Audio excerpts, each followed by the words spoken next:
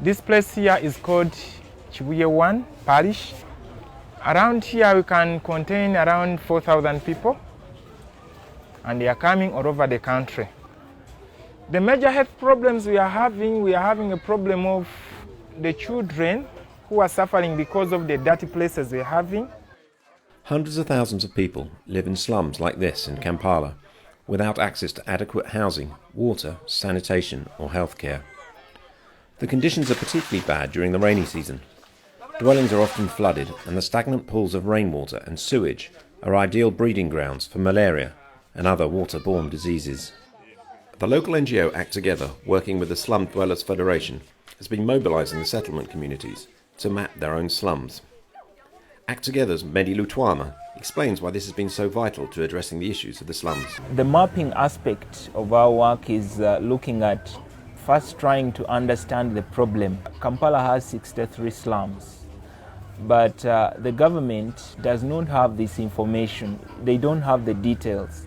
So to begin with, in terms of negotiation, you have to make sure that these slums are clearly mapped and they are understood and recognized. So the Federation and Act Together has been doing this.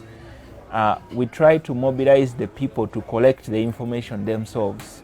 And this information starts from the demographics, but also we go ahead to know how many structures, how many toilets, how many water points, how many wells, how many garbage centers within these areas.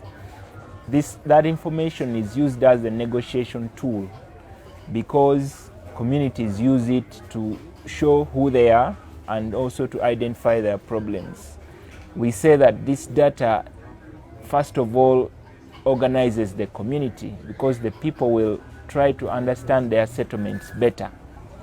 The people own the data and they use it and they value it to make sure they can, based on that, to engage and come up with constructive interventions. The idea is that after the community does its rough mapping, we also bring in other technologies with support from other organizations like UN Habitat, using the GPS machines and GIS softwares to make sure that we produce accurate maps. All the 63 slums of Kampala have been mapped and they have been put on the city map. We have already got a buy-in from the water company. They were designing a project to extend water and sanitation to the informal settlements. And that information has been critical in helping them to design the project because they could be able to identify the real slums and the actual families that could benefit from this project. Armed with the knowledge gained from this profiling, forums have been created in the slums where the major issues affecting life in the community can be discussed. All the stakeholders are represented, including community leaders, NGOs and municipal officials. Historically, the municipality of Kampala has tended not to engage the community when providing services in the slums. Hassan Chiberu, chairman of the National Slum Dwellers Federation, says this has often led to failure.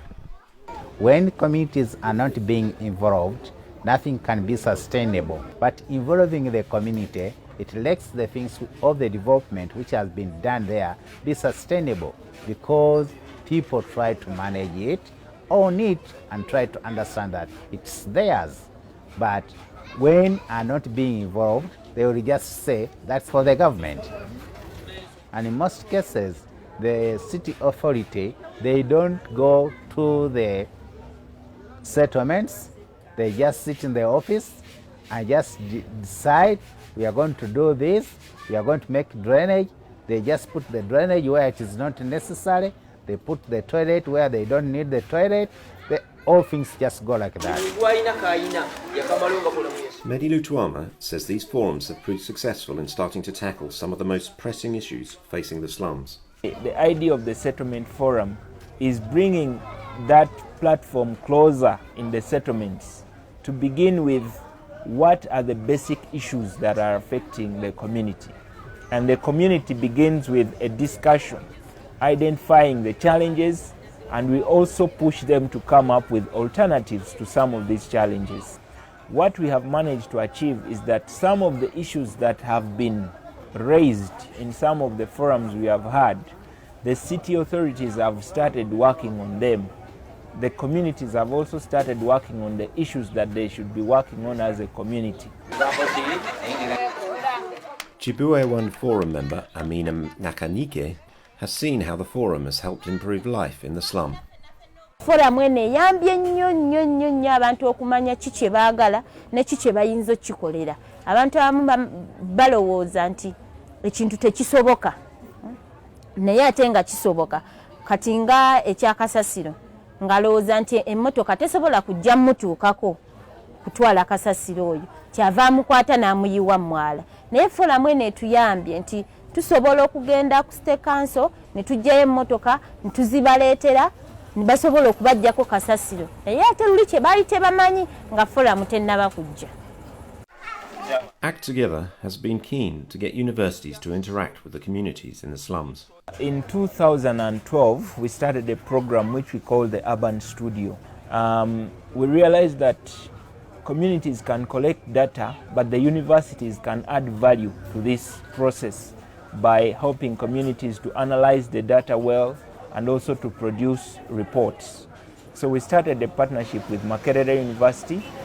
Here in Kampala, we have piloted settlement planning using the data that was collected, and the communities have also started going to the university to teach the students how do communities collect information, and the students also get a chance to go to the slums to see what is the actual situation.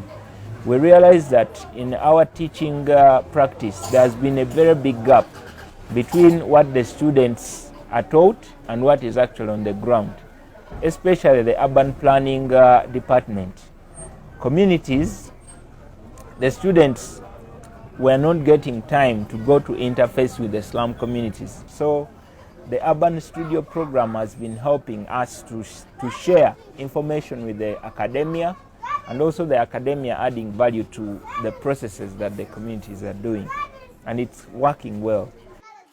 Our vision is to have the students and even the other professionals to start working out, developing visions for these settlements. Communities coming up with a dream that in the next 20 years, this is how we want our settlement to be. We don't have a road now, but in 5 years we would like a road, and this is where we would like this road to pass. This is where we would like a health center, this is where we would like a public toilet, and all the other social amenities. Even in areas of housing, because housing has been left entirely to the slum dwellers. No plans are approved. So we want to start to change that mindset, that even a slum dweller can contribute to the planning.